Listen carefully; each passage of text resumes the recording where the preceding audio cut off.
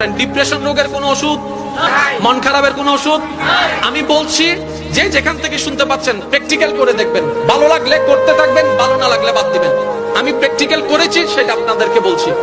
যখন আপনি দেখবেন আপনার মনে বেশি পাথর জমে আছে, আপনার দুঃখ কষ্ট বুঝার মতো কেউ নাই, আপনার চোখের পানির মূল্যায়ন দেওয়ার মতো কেউ নাই, আপনার দুঃখ কেউ বুঝছে না, আপনার কষ্ট কেউ বুঝতেছে না, আপনার আশে নেই পাশে নাই নাই নাই কেউ নাই, আপনি যখন খুব একা মনে হবে, আপনার দুনিয়ার কষ্ট যখন আপনাকে চেপে ধরবে, আপনি কিচ্ছু করবেন না, শুধু একটা কাজ করবেন, যাই নামাজটা পিছিয়ে ডাইরেক্ট সিজদায় চলে যান, ডাইরেক্ট সিজদায় চলে যান, কপালটাকে ঝুঁকাই দেন, নাকটাকে ঝুঁকাই দেন, হাতটাকে ঝুঁকাই দেন, নিজের অস্তিত্ব বিলীন করে দেন, চোখটা বন্ধ করে সিজদার মধ্যে চলে যান।